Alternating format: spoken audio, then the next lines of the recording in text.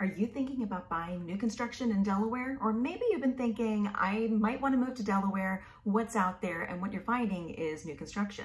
Well, here are my 5 tips for buying new construction in Delaware.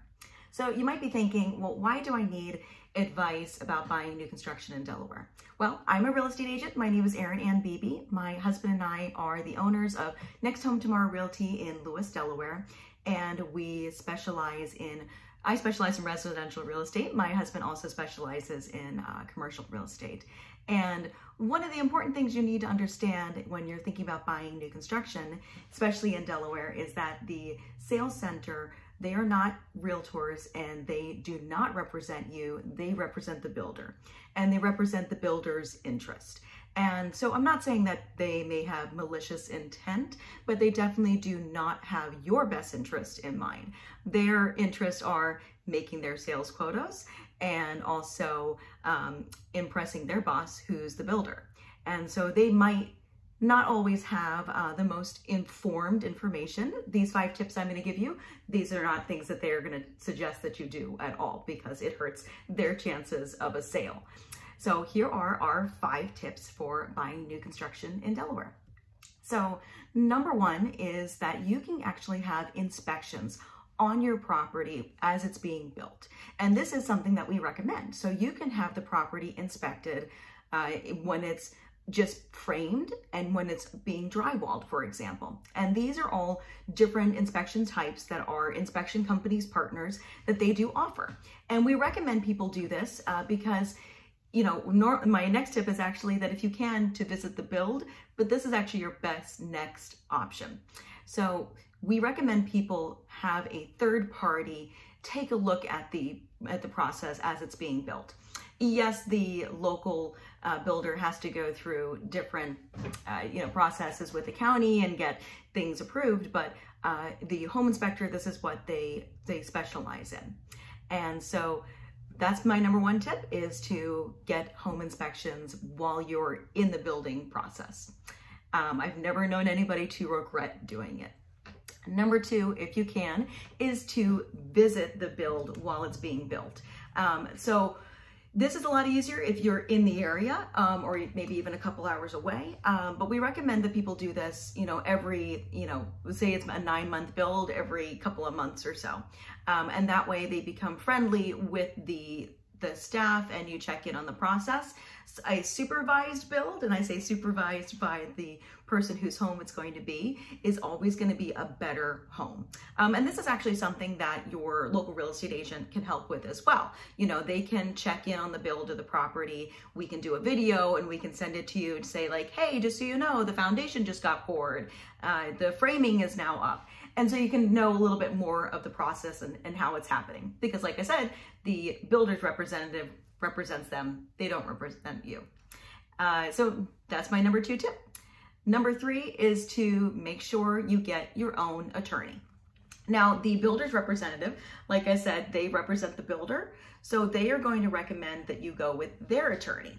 But what we recommend is to, number 1, have your own attorney and have them review your contract.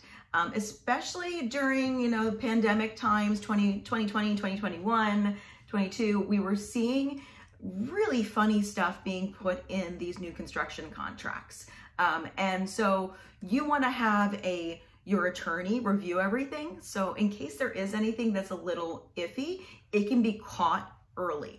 And so you want to make sure, for example, this was about 2021. We had somebody who they were buying a townhouse, and the townhouse, they were buying it as a second home. It was not going to be a primary home. And the contract with the builder said that if they needed you to make it your primary home, that you would, and if you couldn't, that your contract was canceled.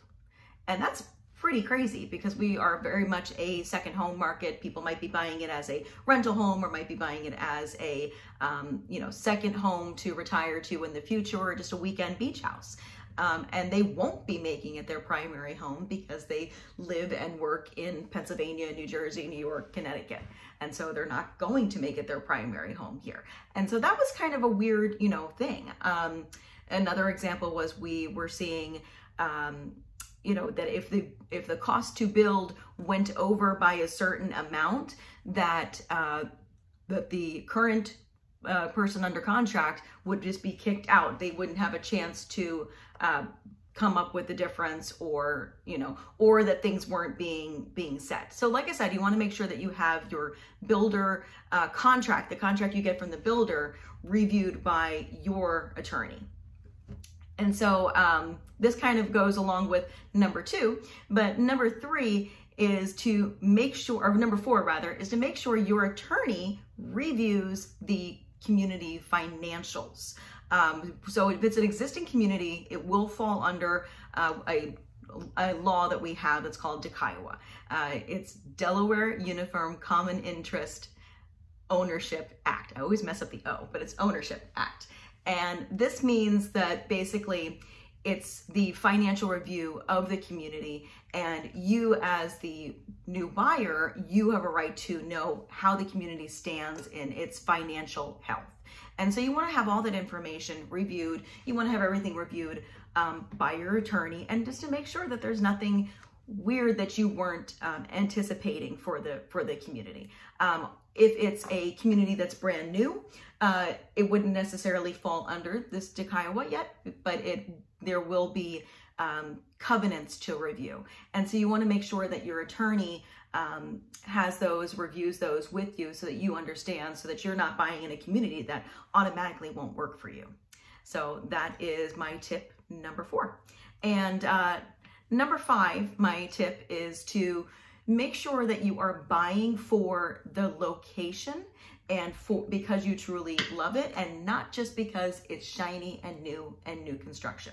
This sounds kind of crazy, I'm sure, but people, you know, might be coming from a home that's older, and so they see the new construction, they see everything that's all, you know, painted, trim, and beautiful, but they aren't really reviewing with builders.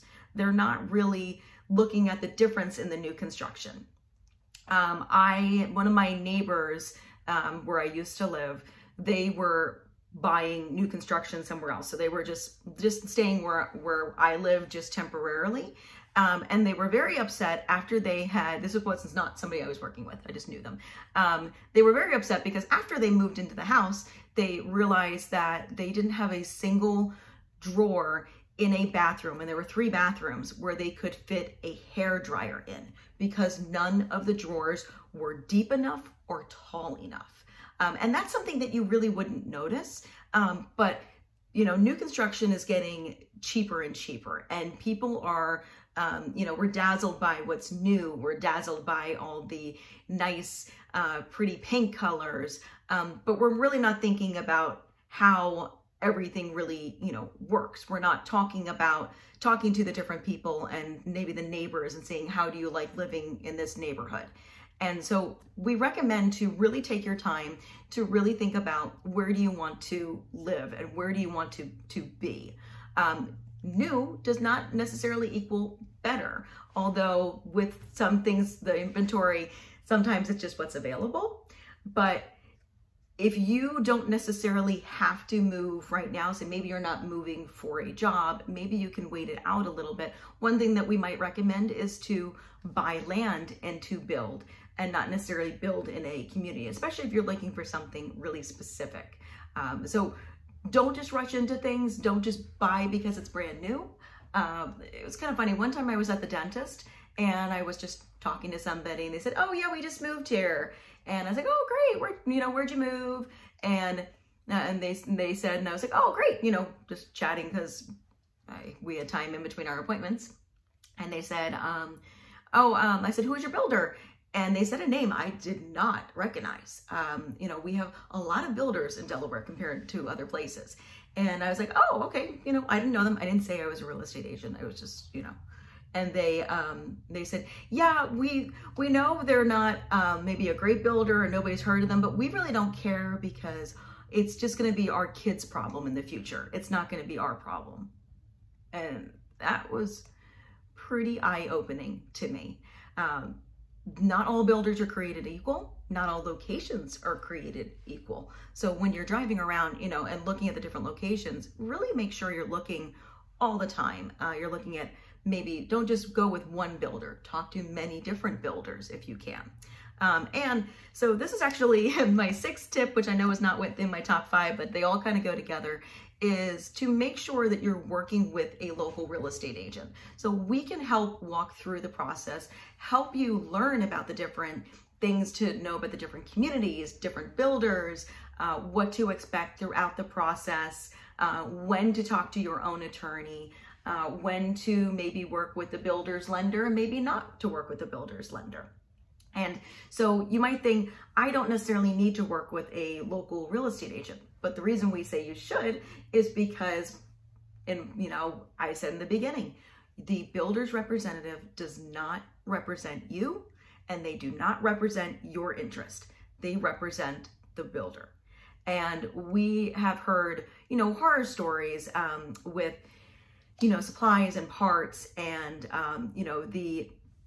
the builder, somebody was telling me that the builder was really pressuring them into not having the bathroom design that they originally told them that they wanted. They told them that they needed a no lip walk-in bathroom, so like a European style, or no lift. So basically you can just walk straight in. And this is great for somebody who is thinking future and or maybe has limited mobility. Just stepping over those few inches can really make a big difference when you are just getting out of a wheelchair, or maybe you are older and have limited mobility, or maybe you're just like me and you're clumsy. And this was something that the person had said to the builder, I definitely need this. This is something I absolutely need to have. And they were coming down to the delivery of their home was going to be finished in a month and a half. And the builder said to them, well, we can't do this anymore. And luckily, this particular person, called their real estate agent, and their real estate agent was able to get their attorney to help talk to the builder. And then magically, they had the walk-in shower that they wanted to have. And if somebody hadn't, they could have easily been, I don't want to say bullied or pressured by the builder and the builder's representative, because the builder's representative, the construction foreman, that's who they're probably dealing with at that time, really just cares about getting it done. They care about getting to closing. They don't, again, they represent the builder. They don't represent you. They don't represent your happiness. They don't represent your interest. They are working with the builder and working on a timeline. So they're just trying to get things done and get things to closing. So they were very much pressuring this person to just go with what they had. It's not that big of a deal, but it was something that from day one, they said, this is something we need to have. Can you do it? And this they call themselves semi-custom. That's what this builder was saying that they could deliver. And a month and a half before closing, they were trying to get the client, the new future homeowner, to not go forward with the style shower that they wanted. And that's really a shame, because if you're buying your dream home, you should be getting what you want, right? So these are, just some of our tips that we have.